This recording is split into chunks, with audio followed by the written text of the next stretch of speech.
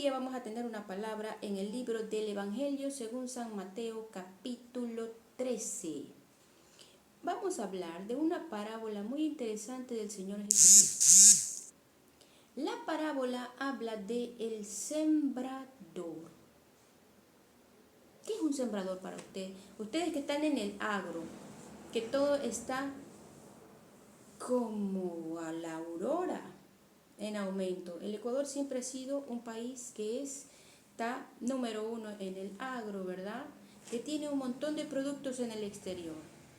Entonces sabemos de lo que hablamos cuando hablamos de sembrar. ¿Quién no ha sembrado una plantita? El Señor Jesucristo habló de ese proceso de acuerdo con el campo y lo comparó para la salvación. ¿Cómo lo explicó? Está en las Sagradas Escrituras. Vamos a comenzar con una oración para salir de este tema al cual nosotros queremos ver cuál es el mensaje del Señor Jesucristo para todo el mundo, para todas las generaciones. ¿Está listo con su libreta de apuntes? Estamos trabajando el libro según San Mateo, el Evangelio según San Mateo, capítulo número 13. Vamos a leer todo el capítulo si Dios quiere y no ha venido. Comenzamos con una oración después de saludar a todos los hermanos que se encuentran en Estados Unidos, en México, en Guatemala, en Honduras, en Nicaragua, en Uruguay, en Paraguay, todos los hermanos ecuatorianos y todos los cristianos que están para la honra y la gloria de Dios y que cada vez están meditando la palabra de Dios, de donde viene toda la abundancia y toda la fortuna. La buena fortuna y la buena abundancia, ¿de dónde viene? Del reino de los cielos, que viene del Señor Jesucristo. Comenzamos. Gracias, Señor, por tu palabra. Gracias, Señor, por todos y cada uno de tus estatutos y mandamientos que están, Señor, en todo lo que ha sido inspirado a cada uno de los hombres que hablaron de tu testimonio en la tierra. Gracias, Señor, porque tú sabrás cómo nombrar, cómo manifestar todos y cada uno de los misterios de tu palabra.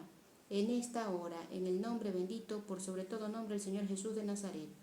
Ahora vamos a ver qué es lo que pasa cuando habla el Señor de la parábola del sembrador. Aquí tenemos otras citas bíblicas como están el Evangelio según San Marcos, capítulo 4, del versículo del 1 al 9, Lucas, capítulo 8, del versículo 4 al 8.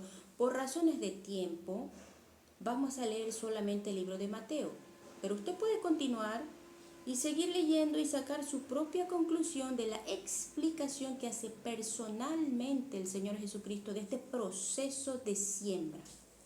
Cuando usted toma una semillita y la coloca en la tierra, ¿qué tipo de tierra usted necesita para sembrar? Bueno, eso depende de qué es lo que voy a sembrar, ciclo corto, ciclo largo, ¿dónde lo pongo?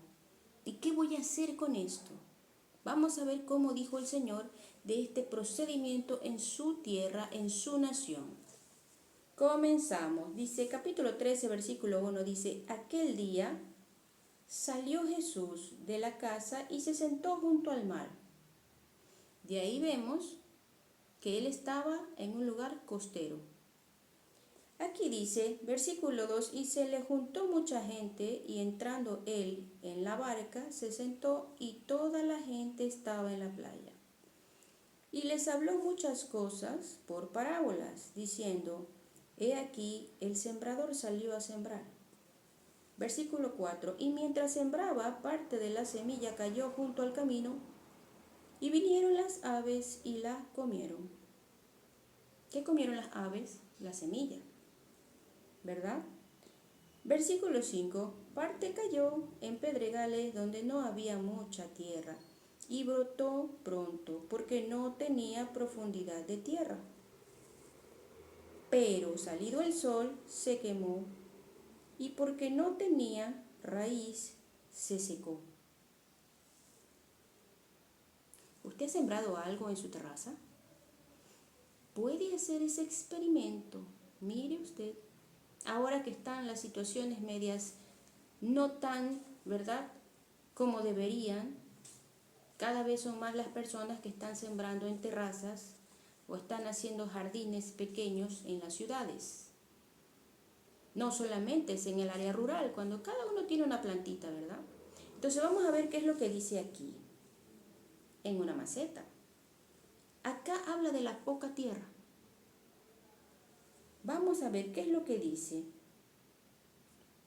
Versículo 7. Y parte cayó entre espinos, y los espinos crecieron y la ahogaron.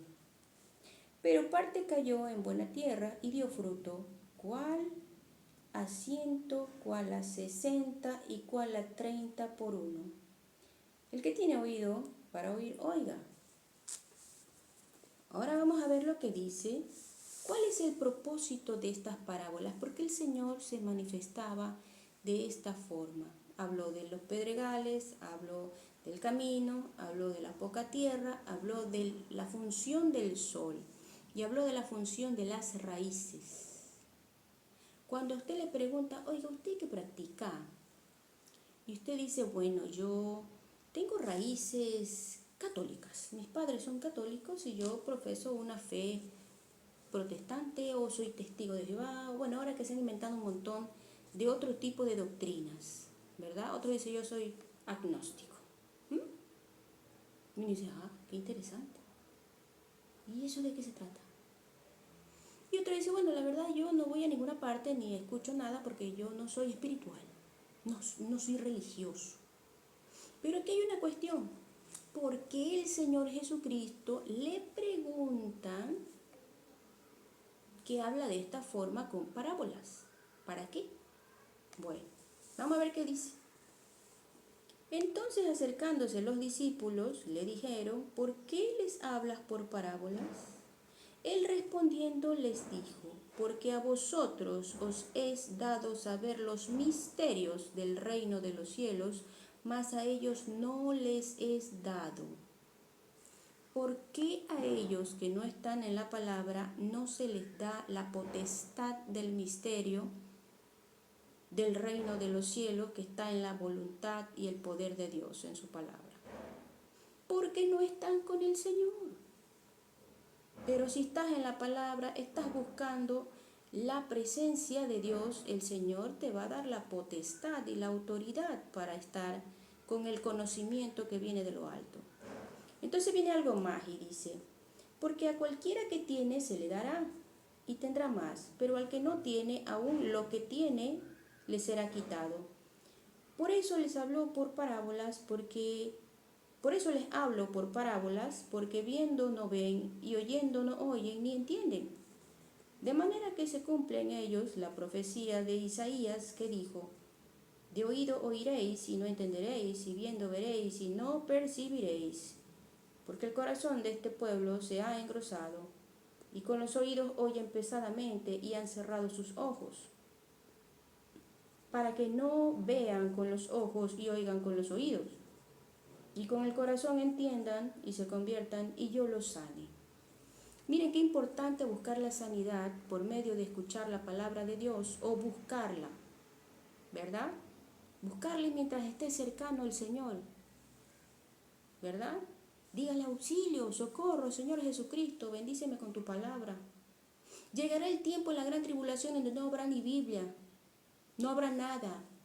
¿Qué vais a hacer? Entonces aprovechemos el tiempo cada vez más meditando en la palabra del Señor. ¿Qué decía el Señor Jesucristo con sus propias palabras en la tierra? Entonces dice aquí algo más. Versículo 16.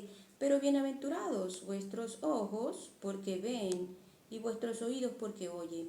Porque de cierto os digo que muchos profetas y justos desearon ver lo que veis y no lo vieron, y oír lo que oís y no lo oyeron.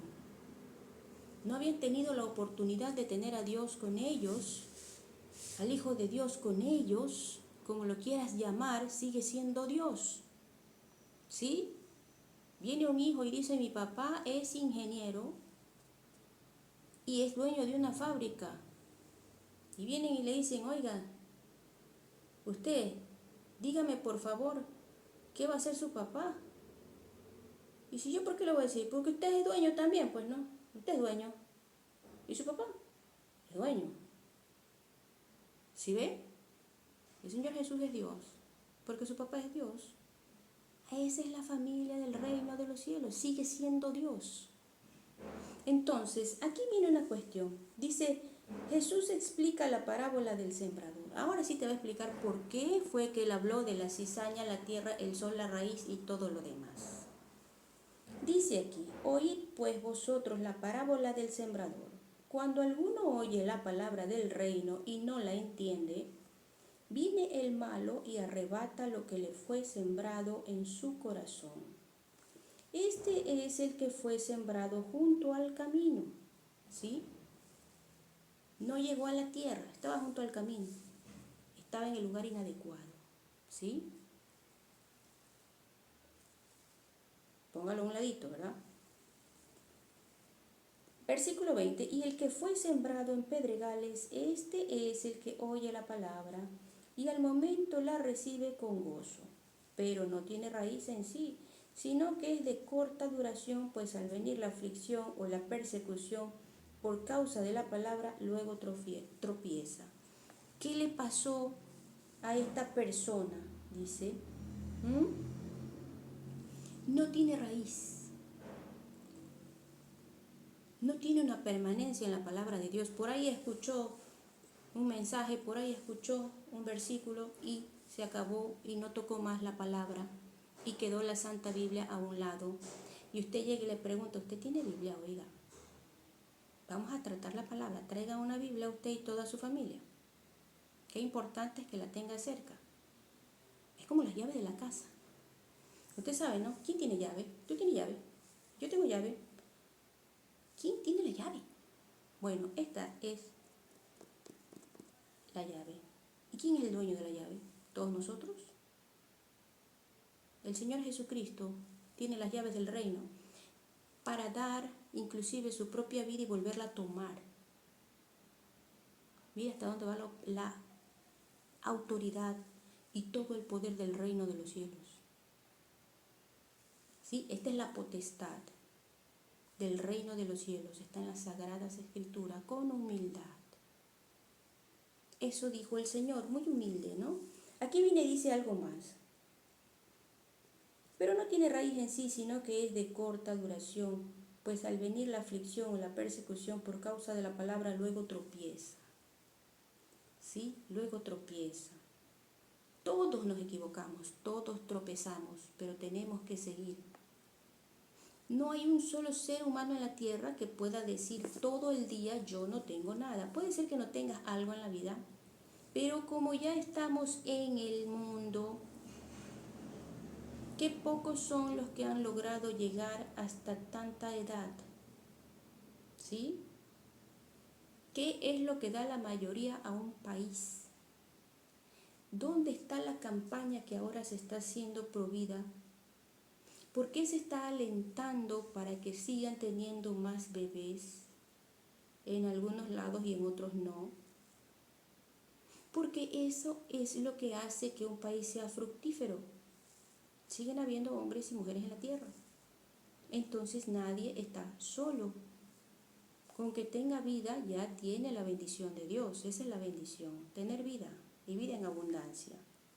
Puede ser que no hayan ciertas cuestiones, pero Dios está ahí. Es lento para la ira y grande en misericordia. La misericordia de Dios es eterna e infinita. Entonces vamos a seguir acá. Acá dice algo más. El que fue sembrado entre espinos, ¿qué pasó aquí? Este es el que oye la palabra, pero el afán de este siglo y el engaño de las riquezas ahogan la palabra y se hace infructuosa. ¿Por qué se hace infructuosa? Porque llegó el mundo y fue más atractivo que la palabra. Acá vino la atracción del mundo.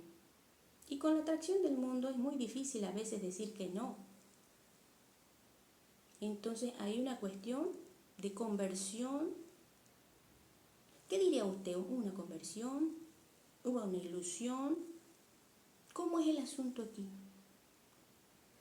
¿Qué es el mensaje del Evangelio? ¿Será que también es un producto ahora, que todo se convierte en producto? Tenemos que ir haciendo una reflexión personal con respecto a la palabra de Dios. ¿Qué dice aquí? Mas el que fue sembrado en buena tierra, este es el que oye y entiende la palabra, y da fruto y produce a 100, a 60 y a 30 por uno. Se entusiasmó. No solo se entusiasmó, siguió, dijo, yo quiero leer más, dígame usted, ¿qué puedo hacer con esta palabra? Se la conversó a alguien más y resulta que ahora no solamente ora solo, sino que hay más personas orando con usted. Ese es el valor de la salvación. Salir de aquello que el enemigo quiso que sea un tropezadero para su vida y levantarse para seguir la buena fortuna y salir de la maldad del diablo. Pero hay algo más. Seguimos, este capítulo es bien interesante, bastante fuerte, pero agárrese bien del asiento porque lo que vamos a decir es más increíble todavía. Parábola del trigo y la cizaña. Les refirió otra parábola diciendo, el reino de los cielos, lo que quieren saber, ¿dónde está Dios? ¿Y qué es? ¿De qué se trata el reino del que ha sembrado una plantita y al siguiente día hay una hierbita ahí, un monte? Ya, es. No lo dañan. Ellos van y todo queda bonito y limpio para que salga buen fruto, ¿verdad? Qué increíble que es el campo. Qué increíble, ¿eh? El Señor bendiga a todos los que están en el área rural, ¿verdad? Aquí viene y dice algo más. Vinieron entonces los siervos del padre de familia y le dijeron, Señor, ¿no sembraste buena semilla en tu campo? ¿De dónde pues tienes cizaña? Él les dijo, un enemigo ha hecho esto. Y los siervos le dijeron, ¿quieres pues que vayamos y la arranquemos? Él les dijo, no, no sea que al arrancar la cizaña arranquéis también con ella el trigo. Dejad crecer juntamente lo uno y lo otro hasta la siega. Y al tiempo de la siega yo diré a los segadores, recoged primero la cizaña y atadla en manojos para quemarla, pero recoged el trigo en mi granero. Aquí cuando habla de recoger el trigo en mi granero, de ahí ya hay una profecía. ¿Sí? El trigo, su pueblo, los que trabajan para salvación, tiene un lugar seguro. Y es la salvación en el nombre del Señor Jesucristo, nombre bendito por sobre todo nombre, ante el cual se doblará toda rodilla y toda lengua confesará que Jesucristo es el Señor. Entonces aquí sigue diciendo la parábola de la semilla de mostaza. Estamos pura semilla, miren. Otra parábola les refirió diciendo, el reino de los cielos es semejante al grano de mostaza que un hombre tomó y sembró en su campo, el cual a la verdad es la más pequeña de todas las semillas, pero cuando ha crecido es la mayor de las hortalizas y se hace árbol de tal manera que vienen las aves del cielo y hacen nidos en sus ramas. Interesante, ¿eh? La mostaza. No hay sándwich bueno sin mostaza, ¿verdad? Un mixto, una tostada mixta, mostaza, ¿verdad? Una vinagreta, mostaza. ¿Sí ve? La mostaza, interesante. Seguimos leyendo. Parábola de la levadura. Otra parábola les dijo, el reino de los cielos es semejante a la levadura que tomó una mujer y escondió en 3 medidas de harina hasta que todo fue leudado, hasta que se infló. El pan, ¿verdad? Lo guardan un rato, después de 30 minutos, aquel polvito que le ponen, levadura en polvo o levadura en barra, espera 30 minutos y el pan es increíble, ¿no? El uso que Jesús hace de las parábolas. Versículo 34. Todo esto habló Jesús por parábolas a la gente y sin parábolas no les hablaba. Para que se cumpliese lo dicho por el profeta cuando dijo, abriré en parábolas mi boca, declararé cosas escondidas desde la fundación del mundo. Jesús explica la parábola de la cizaña. Aquí viene la cuestión de la hierbita. No la hierbita que se llama acá le decimos hierbita al cilantro, ¿verdad? Que es para sazonar cuando uno está realizando algo, una ensalada, algo de cocción fácil, ¿verdad? Un estofado, un seco, ¿qué le ponen? Hierbita. Un ceviche, hierbita. Comida ecuatoriana. Aquí dice algo más. Jesús explica la parábola de la cizaña. Entonces, despedida la gente, entró Jesús en la casa y acercándose a él, sus discípulos le dijeron: explícanos la parábola de la cizaña del campo. No vaya a pensar usted que el cilantro es cizaña, cuidado. Aquí habla de aquella hierbita que nadie quiere, que está por ahí y no es la planta que usted quiso. Si usted sembró una rosa, si usted sembró una planta de tomate, si usted sembró una planta de pimiento. Aquí está hablando de la cizaña, que es una hierba ahí que como que está interfiriendo entre el trigo. Y habla de una plantación en especial, el trigo. El grano de trigo, de donde sale la harina. Interesante. Aquí hay algo más. Respondió él, les dijo: el que siembra en buena semilla es el Hijo del Hombre. El campo es el mundo. La buena semilla son los hijos del reino y las cizañas son los hijos del malo.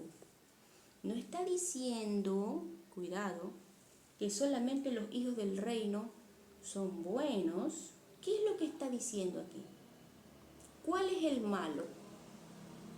Hay personas que son cristianas y no hacen maldades, sí saben. Se llaman inconversos. Aquí habla otro tipo de persona. De aquel que hace la maldad. Por eso hay que tener mucho cuidado cuando hablamos de bondades y de maldades en la Biblia, las buenas acciones y las malas acciones. Habla de un tipo de persona que solamente está en un espíritu que se llama iniquidad. Que el Señor lo reprenda y lo sostenga y nos libre de aquel espíritu hasta que Él venga, en el nombre del Señor Jesucristo. Pero aquí dice algo más. El campo es el mundo, la buena semilla son los hijos del reino y las cizañas son los hijos del malo. El enemigo que la sembró es el diablo, la siega es el fin del siglo y los segadores son los ángeles. Aquellos que se dice que tienen alas, ¿verdad? Varias alitas. Los que tienen alas son del reino de los cielos. Hay diferentes tipos de ángeles, ¿verdad? 2 alas. ¿Cuántas alas más piensa usted que tienen los ángeles? Pero ese es otro tema. Aquí dice que ellos son los que van a cegar. No cegar que le quitan la visión. Cegar de que son los que están encargados a ejecutar la obra de Dios y consecuencias también de pecado en la tierra. Aquí hay algo más, ¿verdad? De manera de que como se arranca la cizaña y se quema en el fuego, así será en el fin de este siglo. Enviará el Hijo del Hombre a sus ángeles y recogerán de su reino a todos los que sirven de tropiezo, a los que hacen iniquidad. ¿Sí ve? Iniquidad, tropiezo. Por eso es bien difícil que un cristiano esté de tropiezo. No puedes estar haciéndole tropiezo a una acción buena. ¿Sí? La Biblia habla, ¿para qué? Para todos. Para que podamos seguir siendo seres vivientes que vivimos en comunidades, que son para la vida, que son para el bien, que estamos en un lugar que Dios nos entregó a todos.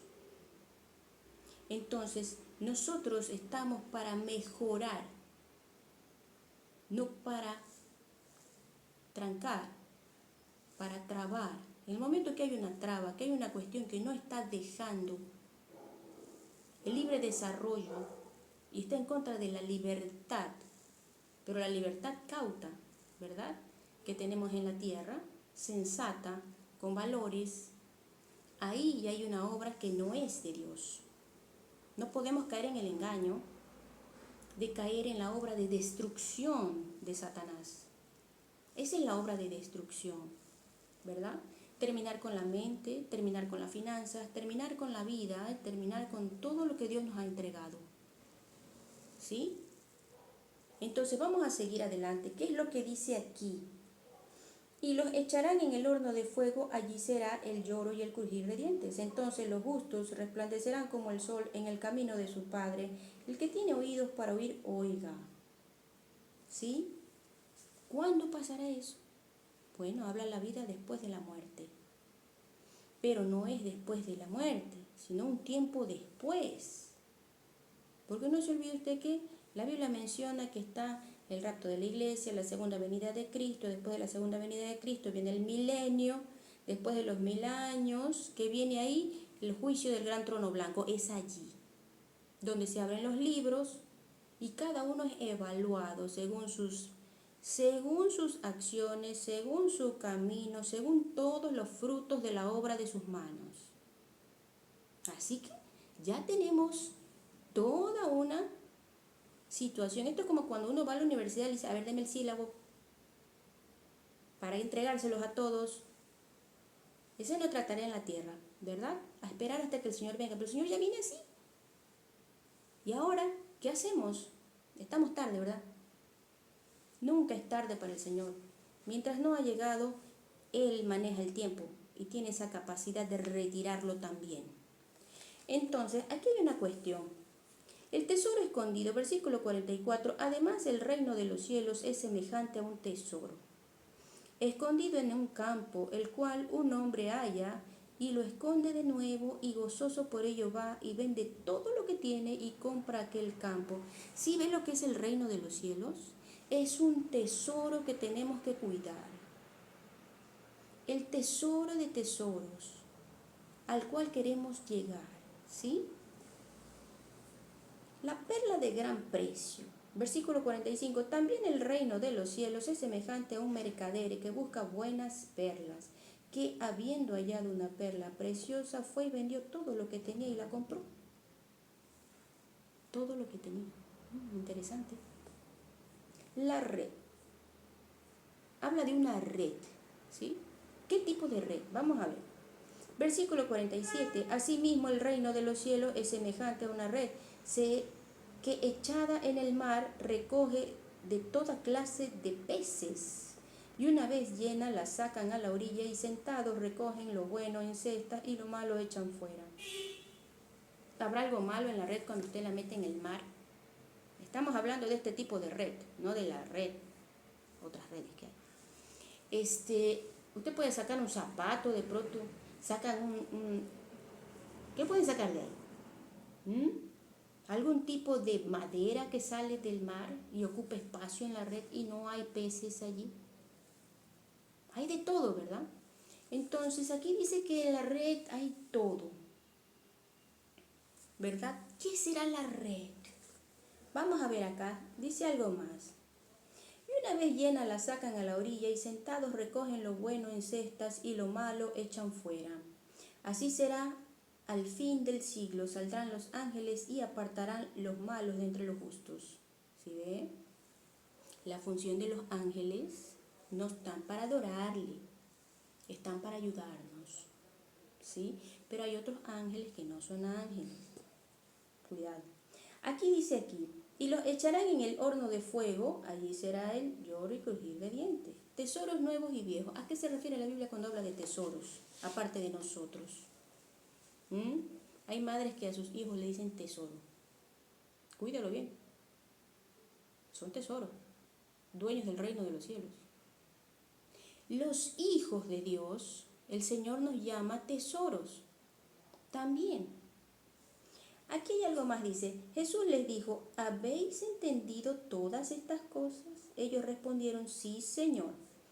Él les dijo, por eso todo escriba docto en el reino de los cielos es semejante a un padre de familia que saca de su tesoro cosas nuevas y cosas viejas. Se está refiriendo al Evangelio. Cuando el Evangelio se lo entrega a las masas, a los seres vivos que tienen entendimiento, ahí hay una red, ¿verdad? Para todos. La palabra de Dios es para todos. Los que tienen entendimiento. Si es de su predilección, bien, y si no, no. Pero La palabra está ahí porque el Señor está en todas partes. ¿Sí? Es cuestión de tiempo que el Señor se manifieste como lo está haciendo ahora en todo el mundo. No por moda, sino porque así dice la palabra. Eso dice ahí. No la podemos ocultar ahora que es el tiempo de la verdad. Hay algo más, dice Jesús en Nazaret. Y con esto vamos a terminar ya este capítulo interesante. Dice, aconteció que cuando terminó Jesús estas palabras, se fue de allí. Y venido a su tierra, les enseñaba en la sinagoga de ellos, de tal manera que se maravillaban y decían, ¿de dónde tiene sabiduría y estos milagros? ¿No es este el hijo del carpintero? ¿Usted qué cree? ¿El Señor Jesucristo tenía hermanos o era hijo único en la tierra? Ahí había una cuestión. Por eso era tan difícil creer el mensaje. Y ahí viene la cuestión cuando dijo que era Dios. Mire cómo es la fe. Por eso no creían hasta que resucitó y empezaron a ver la sobrenaturalidad. Por eso era el reclamo, por eso era la situación, ¿verdad? En cuanto él hablaba y le decía, pero si me veis, si no creéis. Pero aquí dice algo más, era el hijo del carpintero. ¿No se llama su madre María y sus hermanos Jacobo, José, Simón y Judas? Habla de hermanos varones. Pero resulta, también tenía hermanas mujeres. Pero no dice los nombres. Aquí dice, ¿no están todas sus hermanas con nosotros? ¿De dónde pues tiene todas estas cosas? Y se escandalizaban de él, pero Jesús les dijo, no hay profeta sin honra, sino en su propia tierra y en su casa. Y no hizo allí muchos milagros a causa de la incredulidad de ellos. Si ve el asunto de la incredulidad, cuando el Señor ve incredulidad en su pueblo, se va. Entonces, cuando está el asunto de buscar la unción de Dios, de buscar las cuestiones de Dios y todos los acontecimientos y la sobrenatural de Dios, ¿por qué no existe? Y a veces es tan escaso porque no hay credulidad. Y se convierte en un mensaje de incredulidad y ya no hay profeta en la tierra. El Señor se fue de allí y no hizo tantos milagros. ¿Sí? Entonces, ya tenemos qué era lo que el Señor hablaba del reino de los cielos. ¿Qué es? Ahora, ¿qué será para usted el reino de los cielos? ¿Qué habrá escuchado usted de lo que es el reino de los cielos? Piénselo y seguimos luego, ¿verdad? Porque este tema es increíble. La palabra de Dios da para un montón de temas, pero hay que saber siempre qué pensaba el Señor Jesucristo de lo que dice la palabra de Dios. ¿Cuáles eran sus verdaderas palabras? ¿Qué fue lo que dijo el Señor Jesucristo? Su propia palabra de lo que es el reino de los cielos. Es lo más querido, es lo más cuidado. Esa es la palabra. Nosotros estamos para un reino de los cielos que no es para cualquiera. Tampoco es para una situación donde nosotros podemos hacerlo en una situación cualquiera. No, es para solamente lo que Dios quiere que sea. La voluntad de Dios es esa, que sea una palabra para todos y que tengan la oportunidad de arrepentimiento. Vamos a terminar con una oración y que el Señor siga bendiciendo a cada uno de ustedes en sus hogares, en todo lugar donde usted tenga la oportunidad de seguir aprendiendo la palabra de Dios. Siempre es bueno que uno tenga su Biblia cerca, no como un talismán, sino como una palabra preciosa para usted. Estas son las perlas que necesita, estas son las verdaderas joyas que Dios ha traído a la tierra. Su palabra para todos, ¿sí? Mientras más tenga la palabra de Dios, nuestra mente será mejor y tendrá más espacio para el reino de los cielos y mayor fructificación en su vida. Terminamos con una oración. Gracias, Señor, por tu palabra. Gracias, Señor, por todos y cada uno de tus bondades y todas y cada una de tus bendiciones en nuestra vida. Que seas tú dándole oportunidad de arrepentimiento a aquel que no lo tiene, oportunidad de escape a aquel que lo ve muy difícil y oportunidad de todo aquello al que piensa que no tiene, pero sabe que usted, Señor Dios Todopoderoso, está ahí con cada uno de nosotros. Gracias, Señor Jesucristo, porque solamente tú tienes el reino de los cielos y la llave que está pronto, pronto en cada uno de nosotros a ser una de las mejores puertas para los cielos que será abierta en bendición. Gracias, Señor, en el nombre bendito por sobre todo nombre. Amén y amén. Tenga un bonito día. No se olvide de tener un versículo clave. ¿Cuál cree usted que es el versículo clave en este capítulo? ¿Qué cree usted? ¿Qué tipo de tierra es usted? No me lo diga a mí. ¿En qué tipo de campo usted cree que el Señor ha sembrado la tierra, los lugares que usted ha visto el Evangelio? ¿Qué tipo de campo cree usted que hay por ahí? ¿Está usted cerca del reino de los cielos? Hay que trabajar mucho en esas raíces y convertir y desatar y desbaratar esas raíces de amargura y convertirlas en raíces de la palabra de Dios, que esté bien agarrada a buena tierra, ¿sí? Tenga un bonito día, que el Señor le bendiga. Shalom.